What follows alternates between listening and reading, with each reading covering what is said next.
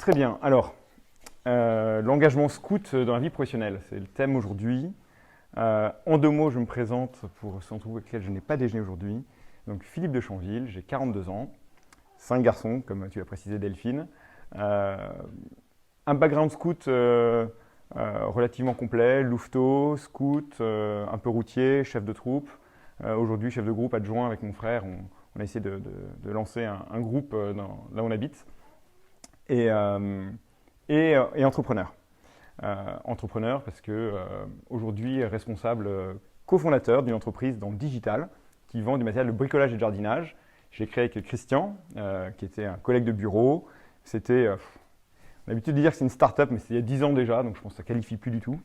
Aujourd'hui, on est présent dans 6 pays en Europe, on a à peu près 1 millier de collaborateurs et on a l'ambition de continuer à grandir en Europe pour créer fièrement un compétiteur européen face à des plateformes non européennes qui aiment bien venir se servir en Europe de la masse de clients qui sont chez nous pour les produits de la maison.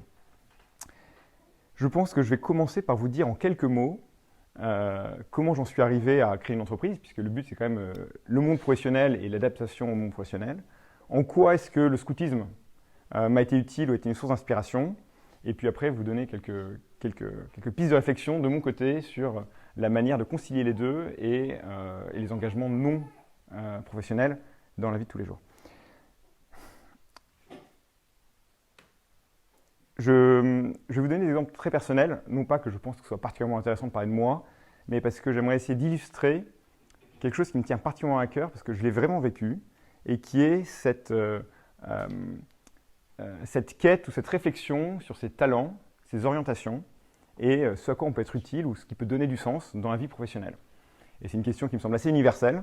Je pense que vous êtes à un moment où, alors peut-être Pierre un peu moins maintenant, mais à un moment où on se pose ces questions-là, et on peut se demander, ok, j'ai pléthore de choix pour ma vie de carrière professionnelle, vers quoi est-ce que je peux m'orienter et comment le faire. Et moi, je me suis pas mal planté, donc je trouve ça intéressant de vous en parler, encore une fois, pas tant pour ma petite histoire personnelle, mais juste en termes d'exemples des réflexions qu'on peut avoir à ce moment-là. Et puis j'étais bien aidé et bien orienté par pas mal de personnes, donc je vais essayer de vous transmettre ce qui m'a été transmis. Background donc hyper classique avec scout louveteau, toujours été un élève très médiocre, gentiment propulsé d'une classe à une autre par les profs malgré les redoublements, mais grosso modo une scolarité assez classique. Après une école de commerce dans le Nord, à Lille, une année en Angleterre pour finir mes études, où il me semblait, j'avais compris que dans le monde du commerce et des écoles de commerce, la finance semblait être un bon domaine dans lequel évoluer. Et à l'époque, c'était vu comme étant aussi, pas forcément le Graal, mais quelque chose d'un bon niveau. Peut-être le fait que mes 2 parents étaient banquiers pouvait peut-être jouer là-dedans en termes d'influence. Je vous laisserai juger par vous-même. Mais grosso modo, l'idée de se dire, moi j'ai fini mes études en me disant, bon ben, forcément j'ai envie de travailler dans la finance. Qu'est-ce qui était acquis, qu'est-ce qui était de l'ordre du libre choix, j'en sais rien. Mais c'était l'idée avec laquelle j'étais parti. Et puis Londres était vraiment le bon endroit pour travailler. On est dans les années 2000, le bon endroit pour travailler dans la finance à l'époque. Donc je me lance dans la finance, dans les fusions-acquisitions, dans les fonds d'investissement. Et autant je n'avais pas été brillant dans mon parcours scolaire, autant je me disais que dans la vie professionnelle, a priori, ça allait super bien se passer parce que c'est ce que j'avais envie de faire et la vie professionnelle était forcément plus intéressante que la vie scolaire que je trouvais un peu trop passive, guindée, pas forcément adaptée à mes envies et à ma curiosité naturelle. Et j'étais un peu déçu de constater qu'après 2 ans, 3 ans dans une entreprise, une expérience professionnelle puis une autre, mes performances professionnelles étaient au même niveau que mes performances scolaires, relativement médiocres, que mes promotions étaient loin d'être fulgurantes, et au point même où on était en 2007, il y a une petite crise financière pour ceux qui s'en souviennent, une petite crise financière à l'époque. À Londres, dans la City notamment, tous les postes financiers, il y a un jeu de chaises musicales assez sympathique, pour ceux qui aiment les jeux. Et la même semaine, le mercredi, mon appart a cramé, et le vendredi, mon patron m'a annoncé qu'il me licenciait. Et donc, alors d'habitude, je ne suis pas hypersensible, mais là, je me suis dit qu'il y avait peut-être un signal faible à décortiquer. Dans la même semaine, peut-être qu'on essayait de me dire quelque chose. Donc j'ai pris comme ça tombait bien parce que ma femme devait poser sa démission le lundi, enfin qui était ma fiancée à l'époque, devait poser sa démission le lundi de son job à Paris pour me rejoindre à Londres. Et je l'ai appelé vendredi soir en disant écoute, démissionne peut-être pas tout de suite, il faut peut-être qu'on revoie nos plans. On va peut-être revoir nos plans, on devait se marier l'été d'après. Elle n'a pas démissionné, on a revu nos plans, on a pivoté en langage startup et on s'est dit finalement peut-être qu'on va commencer notre vie ensemble à Paris, en France. Je vais rentrer en France, donc on ne sera pas ensemble à Londres, c'est pas grave. Et j'ai 6 mois pour trouver du travail avant qu'on se marie. Donc je suis rentré en France, j'ai pointé la NPE et j'ai été trouvé sur Pôle emploi par un chasseur de tête qui m'a recruté pour créer un fonds d'investissement à Paris avec quelqu'un qui s'appelait Pierre-Édouard Stérin, qui aujourd'hui est un investisseur et qui est aussi un des fondateurs du Rasso, qui à l'époque était le entrepreneur patron d'une entreprise qui vend des coffrets cadeaux. Et donc, je suis recruté pour lancer son fonds d'investissement à Paris. Et là, j'y passe 1 an, 2 ans, 3 ans, 4 ans. Et c'était 4 années fascinantes, vraiment intéressantes parce que dans une sphère entrepreneuriale. Et en même temps, je commençais à sentir, au bout de 2 ans déjà, que j'étais à peu près sur la même trajectoire que les 2 postes des 2 entreprises d'avant, dans des métiers relativement différents, mais toujours dans le monde de la finance. Et à un moment, je commençais à me dire, mais là, il se passe quelque chose, j'avais 30 ans passés, et je me disais, est-ce que vraiment je suis condamné à redoubler ma première, ce que j'avais fait au lycée, mais faire la même chose dans ma vie d'entreprise partout, tout le temps? Il n'y a pas de raison, enfin, je ne suis pas plus bête qu'un autre, pas plus intelligent non plus, mais à un moment donné, ce serait bien que ça se passe de manière un peu plus facile, quoi. Et donc, j'ai commencé à réfléchir, j'ai la chance d'avoir une épouse qui s'est dit, maintenant qu'elle a misé sur un cheval, autant que le cheval avance, parce que sinon, elle va miser sur un 2e cheval. Donc, qui m'encourage en disant, mais si, je t'assure, cherche, trouve quelque chose, mais je t'assure, t'es pas bon à rien, t'es forcément bon à quelque chose. Et ça a débité une forme de réflexion. Et cette réflexion, alors, encore une fois, j'y vois la providence, d'autres y verront ce qu'ils veulent, mais d'habitude, j'avais des horaires assez lourds. Je commençais le matin entre 5h et 6h, je finissais souvent 11h le soir. Et je cherchais du sens dans ce que je faisais je prenais vraiment pas le temps d'avoir une vie sociale. C'est-à-dire que le temps que je ne passais pas à travailler, je le passais à bricoler parce qu'on venait d'acheter un appartement avec mon épouse. Et pour ceux avec qui j'étais à midi, je l'ai expliqué. Pour X raisons, je trouvais que c'était le super appartement pour nous. J'ai réussi à convaincre ma femme que malgré le fait qu'il n'y ait qu'une seule chambre, alors qu'on attendait notre 2e ou 3e enfant, c'était quand même un bon appartement pour nous et qu'il fallait juste mettre la cuisine dans le salon. Ça nous ferait une 2e chambre. Et avec 2 chambres, c'était l'appartement parfait. Et je lui dis qu'en 3 mois, on aurait un appartement avec 2 chambres. Et ça a mis 3 ans, parce que j'ai mis 3 ans à réussir à faire les travaux seul, le soir, le week-end, surtout le week-end. Et donc j'ai fait pas mal de bricolage. Et donc je n'arrive pas à avoir une vie sociale, ce qui me dérange pas tant que ça, puisque je travaille et je fais des travaux. Et un jour, pour une raison qui m'échappe encore, j'ai signé pour aller à une conférence de l'Assos Cato des anciens de mon école, qui était à Paris, et sur qu'est-ce que c'est qu'être un leadership authentique. Je me pointe à la conférence, je n'étais jamais allé voir là-bas aucune des conférences de l'Assos, donc je ne connaissais pas grand monde. Je me mets dans l'amphithéâtre, au milieu de l'amphithéâtre, le conférencier entre, et puis au bout de 30 secondes, les gens continuent à rentrer, ils commencent à dire détendez-vous, ça va bien se passer, on va faire un exercice de groupe. Donc là, je me lève pour sortir, comme je pense la plupart d'entre vous qui n'aiment pas l'exercice de groupe et s'exprimer à l'oral. Manque de bol, il y avait 10 personnes à droite, 10 personnes à gauche, je la rangeais, je ne peux pas sortir. Bon. Donc je me dis, ça y est, j'ai encore perdu ma soirée, bien joué. J'ai pas osé faire lever tout le monde, donc je suis resté assis. Et le conférencier a commencé à expliquer ses théories et nous parler de ce qu'il appelle un leadership authentique. Le conférencier, en l'occurrence, c'est François-Daniel Mijon, qui a créé depuis, qui était le tout début de Thomas More Partners, qui est un cabinet de conseil, de coaching en RH, et Thomas More Leadership Institute, qui sont un cabinet gratuit d'orientation à la reconversion professionnelle ou pour trouver son talent. Et donc, François Daniel explique que l'enjeu principal, selon lui, pour trouver son talent est de bien se connaître. Et pour bien se connaître, il faut être capable de répondre à la question quand t'a-t-on dit que ce que tu fais est exceptionnel? Quand m'a-t-on dit que ce que je faisais était exceptionnel? Et il propose, pendant toute la soirée, grosso modo, de reprendre année après année toutes ces années de vie professionnelle. J'en avais une dizaine à l'époque, et de regarder dans tout ce qu'on a fait, quand est-ce qu'on vous a dit que ce que vous avez fait était exceptionnel.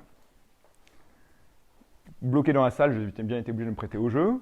Alors la bonne nouvelle, c'était que c'était pas à haute voix devant tout le monde, mais c'était que chacun dans son fort intérieur. Et j'ai passé en revue mes 10 dernières années de vie professionnelle. Je suis sorti de là passablement énervé de me dire que finalement, j'avais trouvé aucun moment dans mes 10 dernières années de vie professionnelle où on m'avait dit que ce que j'avais fait était exceptionnel. Mais je me suis dit, mais il y a sûrement du bon dans l'exercice, il y a bien forcément un moment où ça a dû se passer. Puis mon épouse à qui je raconte ça me dit, mais si, je t'assure, il y a forcément un moment où on t'a dit ça. Donc je reprends l'exercice et ça prend en fait quelques mois, parce qu'il faut vraiment faire une lecture de sa vie sur les 10 dernières années, ou plus, remonter assez loin. Et évidemment, plus on a d'expérience professionnelle, plus ça aide, parce que plus on a eu de chance de croiser ça. Et là, je me rends compte qu'après quelques mois de travail, en fait, les 2 fois où on m'a plus ou moins dit ça, c'était quand j'étais chef de troupe, et les garçons, et les parents, et mon chef de groupe, et les autres troupes avec lesquelles on faisait des camps jumelés, etc., me disaient que ça se passait hyper bien, et 10 ans plus tard, fait était que ma haute patrouille de l'époque restait très soudée, continuait à se voir, et qu'il y avait une vraie vie, donc il s'était passé quelque chose. Les assistants aussi avaient créé un vrai groupe soudé. Et puis j'ai fait un peu de rallye aventure, rallye raid, en moto, en 4x4, des trucs en Amérique latine, dans le Sahara, en Mongolie et tout. Et j'étais parti plusieurs fois seul, soit en moto, soit en 4x4, faire 3, 4, 5, 6 mois de rallye raid. Et j'ai fait l'Afghanistan notamment à une époque. J'ai pris un poids, j'ai porté des toasts à Ben Laden, c'est assez marrant. C'est le genre de choses où les gens disaient c'est assez original ce que tu fais, voire c'est peut-être un peu risqué aussi. Et du coup, je m'étais dit, mais en fait, ce que ça me dit de moi, ces éléments-là, c'est que scoutisme, il y a l'action, il y a un certain sens d'initiative et du management, parce que c'était vrai, c'est pas que les garçons qui étaient contents, c'était aussi les assistants. On a créé une vraie vie de maîtrise. Donc, scoutisme, ça dit de toi un sens du management, de l'action. Rallye raid, c'est un goût du risque et un goût de l'aventure, de la découverte, du nouveau. Et donc je me suis dit, bon, si c'est ça que l'on m'a dit, ça veut dire qu'il me faudrait un métier, a priori, où mon talent s'exprimerait avec à la fois du management, du goût du risque, une forme d'initiative. Dans quel métier suis-je ? Je suis un métier d'investissement, le monde du private equity, c'est un monde où on investit dans les entreprises. Et donc c'est un monde qui a 2 caractéristiques majeures. La première, c'est que ce sont des toutes petites équipes de personnes complètement autoporteuses, des bac plus 17, tous complètement autonomes, qui n'ont pas besoin d'être managés, et dont le travail principal est de surtout ne pas prendre de risques ou de minimiser le risque au maximum, en ne prenant pas de décision soi-même, mais en s'assurant que les décisions soient collégiales. Donc en fait, j'étais dans un métier qui correspond très bien à certains, parce que c'était un métier où il fallait avoir un très bon sens de l'analyse, mais qui était à l'opposé complet du métier qui a priori me correspondait le plus, qui était à la fois du management, de l'action et de la prise de risque. Donc je me suis dit que c'était peut-être pas complètement un hasard. Si au cours des 10 dernières années, je n'avais pas une carrière stellaire, que j'avais été licencié et que ça se passait moyennement, c'est aussi parce que j'étais dans un endroit où je ne faisais pas du tout fructifier mes talents.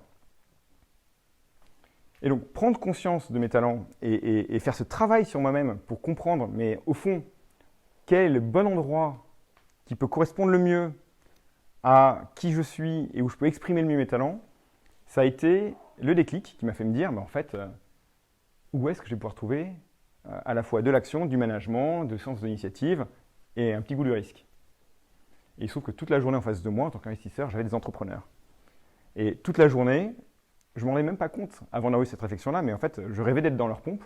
Alors eux auraient pu me le dire plus tôt parce que je passais ma journée à les enquiquiner, je pense que j'étais sur leur dos, mais beaucoup trop. Je pense que j'ai plus détruit de valeur que j'en ai créé parce que j'étais tout le temps en train d'entrer dans le détail de leurs activités, en train d'aller les voir dans leurs entreprises, en train de leur poser des questions, leur faire perdre du temps, quoi. Mais parce que ça me fascinait ce qu'ils faisaient eux. Et en fait, je me suis rendu compte que ce que je voulais faire, en fait, c'était leur travail, pas le mien. Moi, j'étais plutôt fait pour être eux et d'autres étaient faits pour être investisseurs. Et donc, ayant pris conscience de ça, j'avais 32 ans à l'époque, mais je me suis dit, bon, ben, en fait, je ne suis pas dans le bon métier, je vais changer du tout au tout. Alors, à l'époque, on attendait notre 3e enfant, et que mon épouse en a décidé qu'elle s'arrêterait de travailler. Et donc, quand je lui ai dit, bah, écoute, je suis ravi que tu arrêtes de travailler, maintenant, moi, je vais me mettre au chômage, parce que j'aimerais créer une entreprise. Bah, là encore, on a été bien aidé par la Providence, parce que c'est très bien passé, c'était un choix, ça a été un choix qu'on a fait ensemble, et qui est assez naturel, en disant, bah, en fait, on regardera les conséquences plus tard, mais ce qui compte avant tout, c'est qu'on s'oriente tous les deux dans des directions qui sont là où sont nos talents, et là où on se sent être à juste place, au bon moment. Et vous verrez que ça, c'est le fil conducteur de beaucoup de choses par la suite. être à sa juste place. Et donc avec mon épouse qui m'aidait et qui me soutenait, j'ai démissionné avec mon collègue de bureau de l'époque, mon voisin, qui se disait la même chose, qui se disait « mais est-ce que je ne suis pas à la juste place non plus ?» Ma juste place est d'être entrepreneur. Et on s'est lancé à réfléchir, à dire bah, « créons une entreprise ensemble ». Alors, c'est parti dans tous les sens. On a pensé à des dizaines de projets. Mais comme aucun ne fonctionnait sur Excel, on s'est dit que si ça ne fonctionne même pas sur Excel, de là à fonctionner dans la vraie vie, il n'y a aucune chance. Il faut au moins trouver quelque chose qui, sur le papier, ait une chance de survivre. Et on a regardé beaucoup de choses dans le monde médical, notamment. On avait regardé du tourisme spirituel, beaucoup de choses. Et puis on a regardé dans le monde médical. Et il se trouve que mon épouse est pharmacien. Et donc, du coup, au bout d'un moment de nous voir tourner en rond sur des projets de dématérialisation d'ordonnances ou autres, elle nous disait, mais écoutez, franchement, vous n'avez aucune crédibilité dans le domaine. Vous n'êtes pas médecin, vous n'êtes pas professeur. C'est un milieu qui n'est pas si simple que ça à pénétrer. Vous allez avoir du mal à faire vos preuves là-dedans. Choisissez plutôt quelque chose où vous êtes compétent, ou en tout cas où vous avez une appétence naturelle, pour lesquelles vous avez une appétence naturelle. Et donc on s'est demandé avec mon associé, bon ok, alors on oublie les matrices du BCG, qu'est-ce que tu aimes faire et grosso modo, on avait en commun deux choses, on avait le pinard et la bricole. Alors comme je disais, non, plutôt dans l'autre sens, bricoler et ensuite apprécier le bon vin. Et on s'est rendu compte qu'en fait, on connaissait un peu le monde du vin, parce qu'à l'époque, on était actionnaire, notre fonds était actionnaire de Gomio, qu'on avait même géré par intérim de temps en temps, donc on connaissait un peu ce monde, le monde culinaire, et on savait qu'il fallait quelques entrées, que ce n'était pas si simple que ça d'y pénétrer, puis question de famille. Donc on avait plutôt intérêt à regarder le monde du bricolage. Et là, on a regardé en se disant, bon, c'est pas très sexy, mais qu'est-ce que ça va donner ? Et on était très étonnés de découvrir un monde qui avait 10 ans de retard sur le digital. Pour plein de bonnes raisons, et c'était volontaire, mais ce monde de la maison était en retard de 10 ans sur la pénétration du digital dans les habitudes des ménages. Et donc on s'est dit, eh ben c'est super, on voit une opportunité de marché, on voit un marché qui est largement assez grand, on va créer notre petite entité à nous, avec Christian, avec comme seul objectif de voir grandir nos enfants et de s'épanouir nous-mêmes.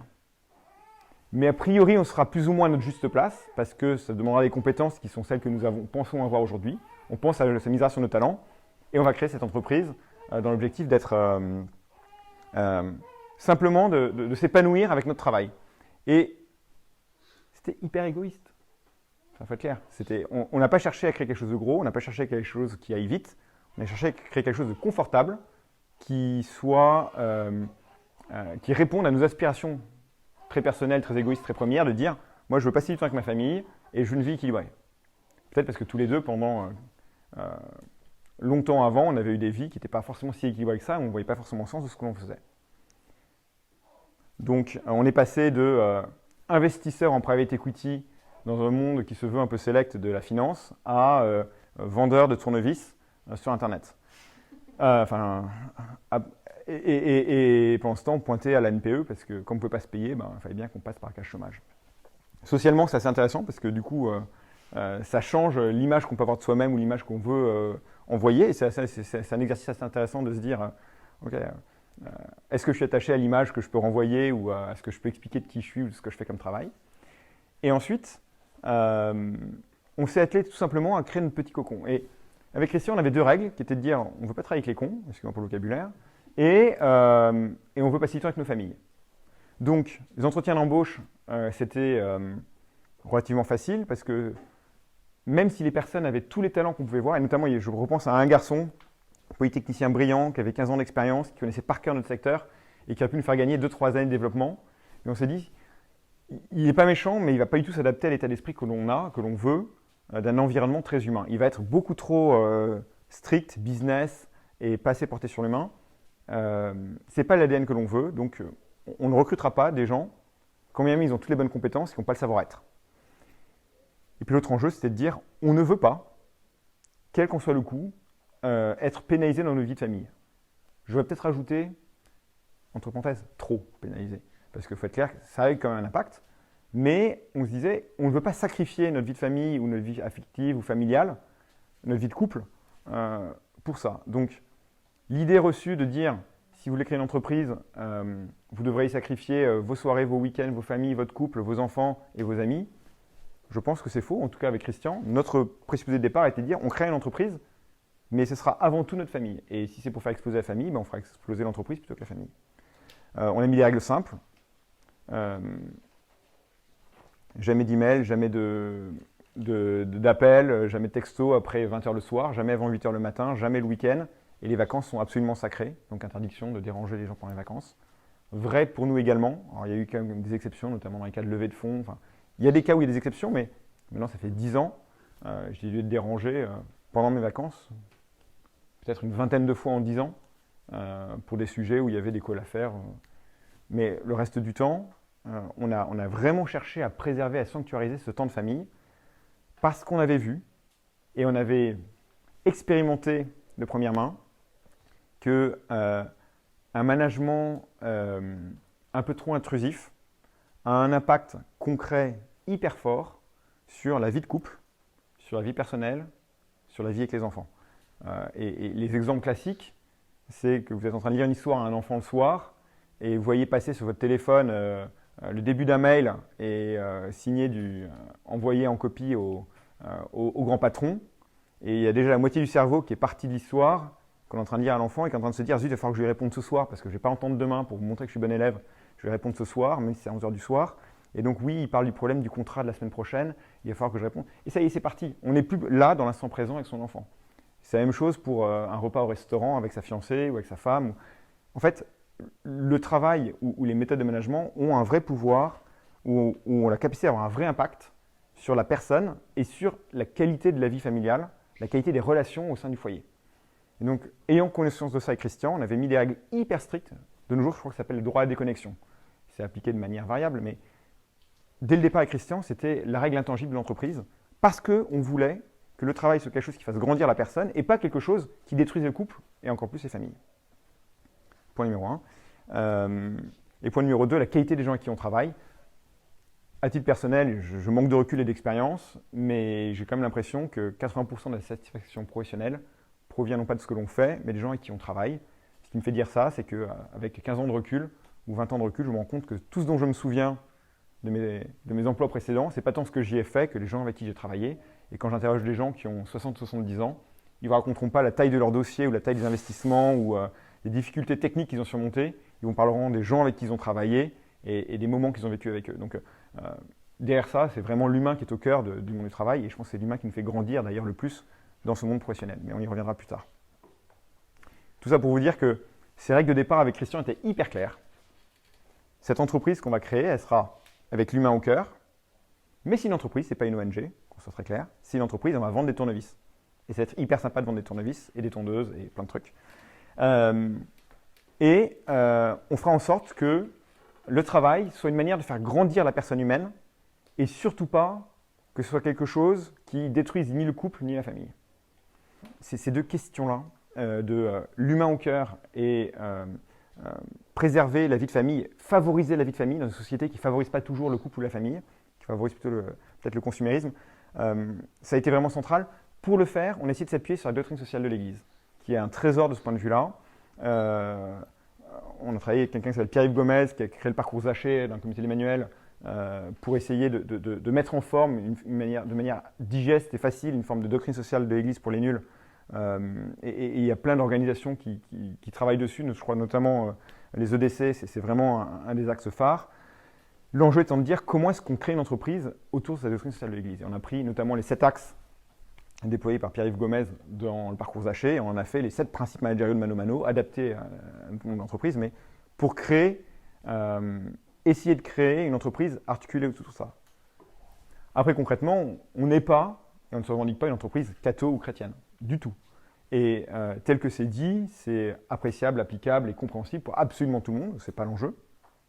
Mais la réalité, la philosophie, la réflexion sous-jacente derrière, c'est de dire comment est-ce que l'humain peut être à la fois co-créateur de ce monde, acteur de la création, et en même temps valoriser sa juste place dans l'entreprise et qu'il y grandisse, et que ce soit un facteur pour se développer la personne. Ce qu'on traduit finalement chez nous par chacun à sa juste place, d'où l'enjeu d'identifier les talents.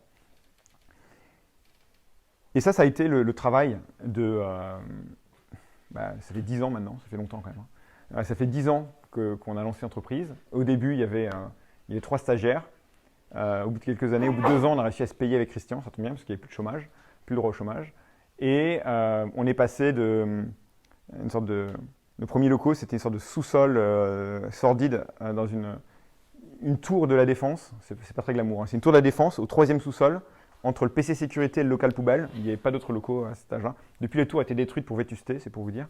Et les entretiens d'embauche, ça donnait 0 dans la tour. Donc on a vite compris que les entretiens d'embauche, il fallait faire ailleurs que dans les locaux. Et puis dès qu'on a pu, on a bougé, mais au moins c'était pas cher. Donc ça correspondait à nos moyens de l'époque. Et l'entreprise s'est développée. Et en fait, certaines personnes disent, OK, aujourd'hui vous êtes plus d'1 millier, l'entreprise, on en entend un peu parler parfois dans les médiathèques, etc.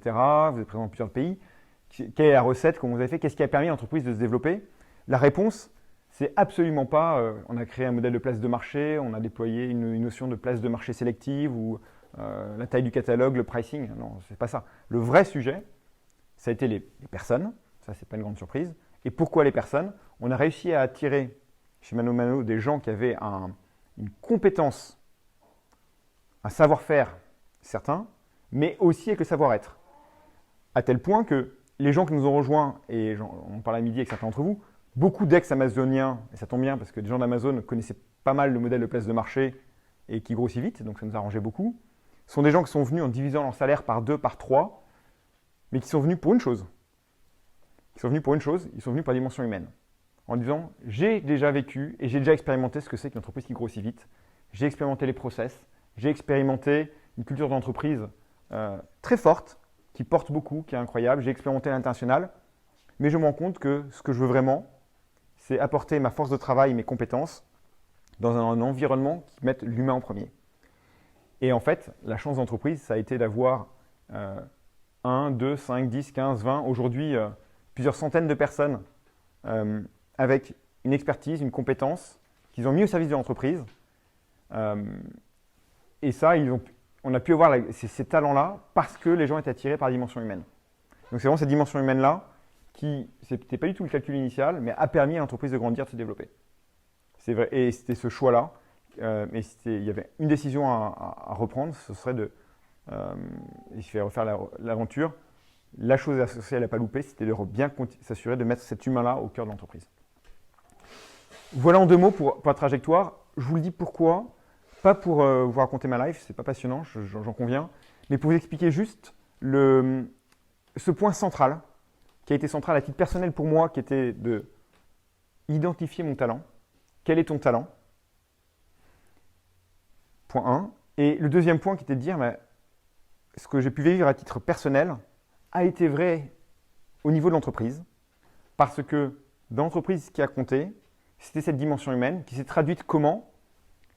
Dans la dimension managériale, par une mission de chaque manager, chaque personne qui nous rejoignait, notamment ces personnes qui arrivaient avec de l'expérience managériale, qui arrivaient avec un vrai passé et un savoir-faire, une compétence dans le monde d'entreprise, qui arrivaient en tant que manager. On leur demandait une seule chose, enfin 3 choses, mais qui revenaient une seule.